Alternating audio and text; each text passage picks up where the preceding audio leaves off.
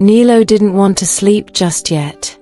The stars outside his window were blinking slowly, and his blanket smelled like warm laundry. His pillow was extra soft tonight. But even with all that, he kept wiggling his toes, staring at the ceiling.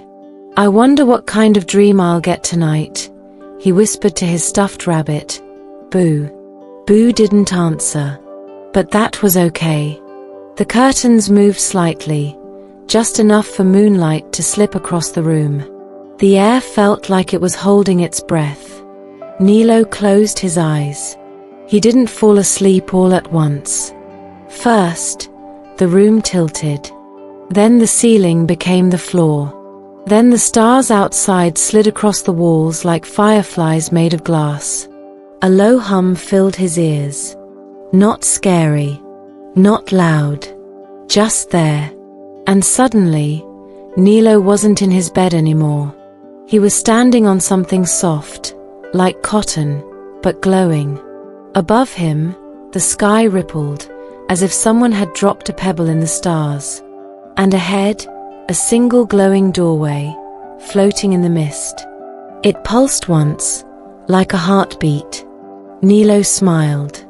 "Okay," he said, "let's go see what this one is." He took his first step into the dream.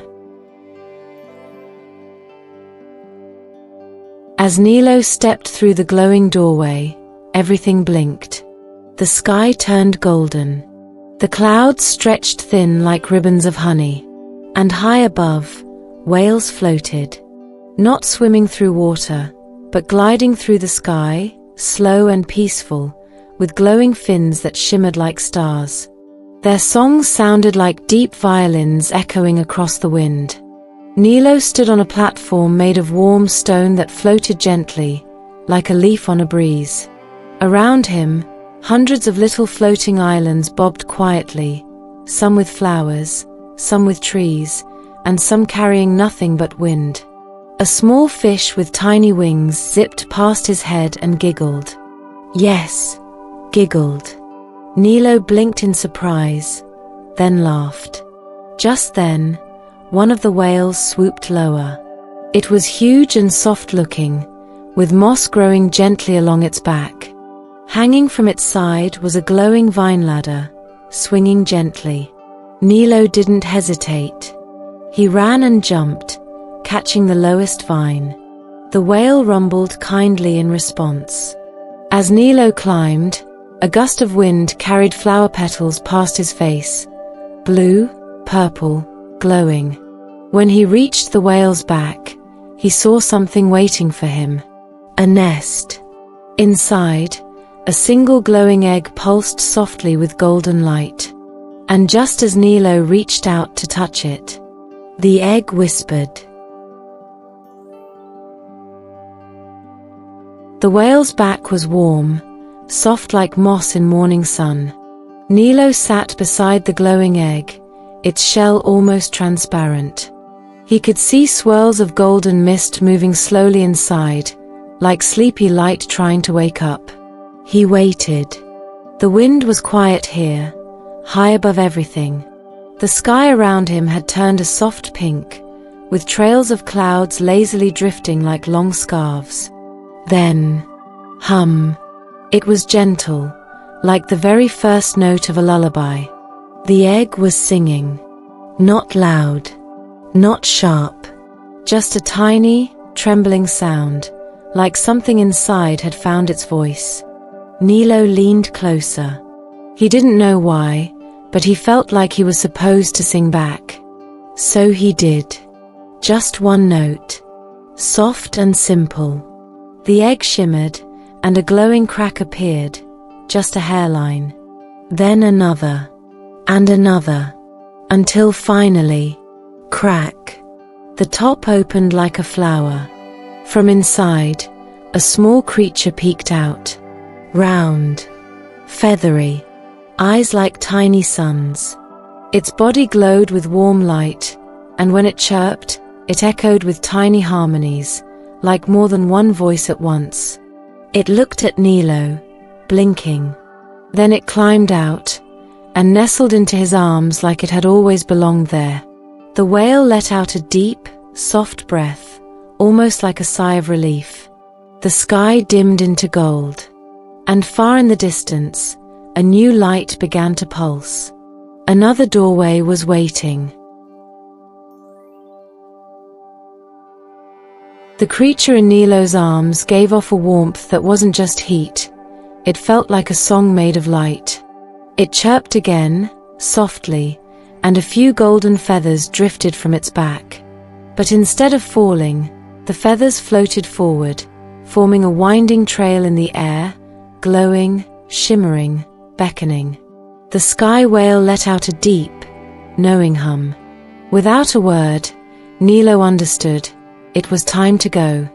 He gave the whale one last pat, then stepped gently onto the trail of feathers. Each step felt like walking on warm breath, light but real. The air shifted colors with every move, blues into golds, purples into peach. Far ahead, the feather path curled downward toward a wide, glowing canyon that pulsed with soft sound. It wasn't empty. Shapes moved below, giant stone birds frozen mid-flight, their wings wide as mountains, their bodies silent but echoing with forgotten songs. As Nilo and his glowing friend reached the canyon's edge, the creature stirred. It opened its mouth, not to chirp, but to sing. High, clear, bright. And down in the canyon, the giant stone birds answered. Their echoes rippled through the sky like slow thunder wrapped in lullabies. The canyon lit up, one note at a time. Nilo didn't know what this place was, or why it had waited for him, but he knew one thing. The song wasn't just beautiful. It was a key. As the final echo faded through the canyon, the stone birds returned to stillness. But something had changed. Below Nilo's feet, the feather path shimmered, then slowly unraveled. Before he could worry, the glowing creature chirped and floated forward. From the light it left behind, a new shape began to form, not a trail this time, but a bridge. Wide, arched, made of crystal threads and light-woven ropes that hummed softly with sound. Nilo followed without hesitation. The bridge swayed gently as he stepped, each footfall triggering a faint musical tone, high and sweet, like wind chimes underwater. He laughed quietly. The creature echoed him. As they reached the center of the bridge, something stirred above them. A skyfish, massive and transparent, swam slowly overhead, its long glowing fins trailing stardust. Its body held shadows inside it, shapes, floating, sleeping, or watching. Nilo paused. And then he saw it, a lantern hanging from the creature's belly. Tiny, flickering. But inside it, something moved. A silhouette. Small. Like him. The creature blinked once, if that was even a blink, and the lantern detached, floating slowly down like a falling leaf. Nilo caught it in his hands. Inside was a paper figure. A boy. Like a reflection made of folded dream. The glowing creature at his side chirped once, and the bridge began to dissolve behind them. Time to move forward and find out who else might be dreaming. The lantern in Nilo's hands glowed softly, its light pulsing in rhythm with something alive. Inside, the little paper figure floated gently. Its edges flickered, folding and unfolding as if it were breathing. Then, without warning, the lantern dissolved, like dew in sunlight, and the figure fluttered out, landing softly on the bridge. The folded boy stood. He had no face. But somehow, Nilo could feel his smile. The glowing creature circled them both and chirped, a curious tone. The paper boy tilted his head. Then he ran. Not away, but forward. Toward a field of tall, glowing grasses that had appeared at the far end of the bridge. The moment his foot touched the earth, the grass began to sway, not from wind, but from sound. The field hummed. Nilo followed. With every step, different tones rose from the grasses, some like flutes, others like soft humming. Colors shimmered in the air with the melodies, like invisible hands were painting the wind. The paper boy danced through it all, leaving behind faint glowing footsteps. He moved with purpose, zigzagging between glowing stones and trees made of chimes. Nilo struggled to keep up, but his heart beat with joy. This wasn't chasing. This was a game. At the field center stood a single, tall reed. It didn't sing. It whispered. The paper boy stopped beside it and turned.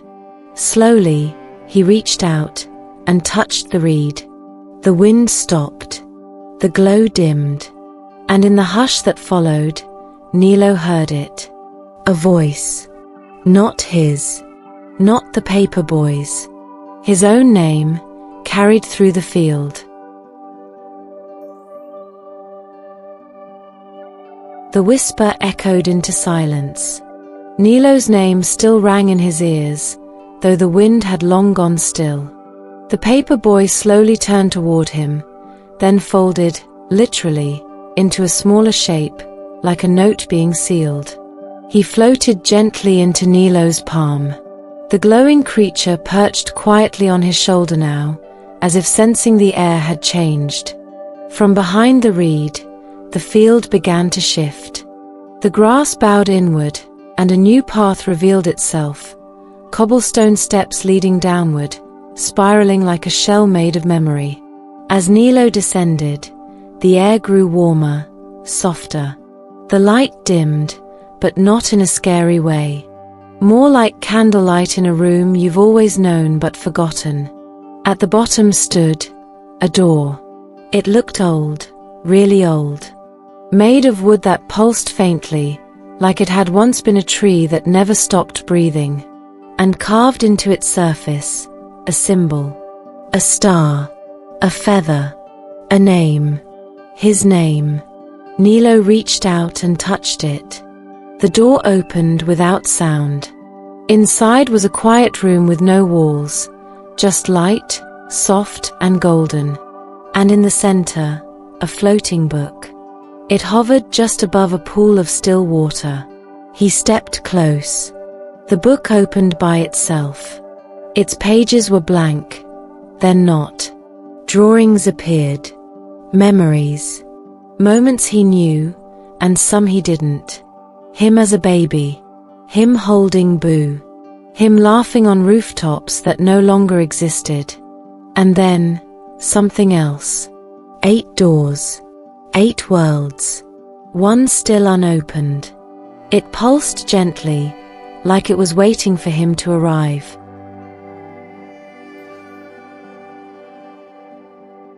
The floating book slowly closed. Its glow faded into the quiet golden air, and Nilo stood still, watching the water below ripple once, then still again. His glowing companion leaned gently against his cheek, warm and calm. The folded paper boy rested in his hand, still and silent now, like a memory folded shut. Then, a soft chime rang out. Nilo turned. Behind him stood the 8th door, the last one. It hadn't been there before.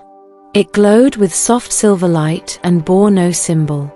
Just a smooth surface, like a mirror made of dream.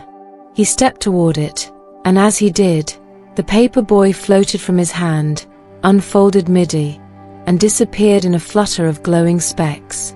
The glowing creature looked at him, chirped once, and nestled into his arm. Nilo reached out. The door opened. It didn't lead to another world. It led back, to his room. But everything was different now. The curtains still swayed. The stars outside still blinked. Boo, his stuffed bunny, still waited beside his pillow. But the room shimmered faintly, like it had been touched by something older than time. Nilo climbed into bed, tucked the creature close, and pulled the blanket to his chin. As he closed his eyes, a final thought floated gently through his mind. Maybe dreams don't end when we wake up. Maybe they just wait for us to remember.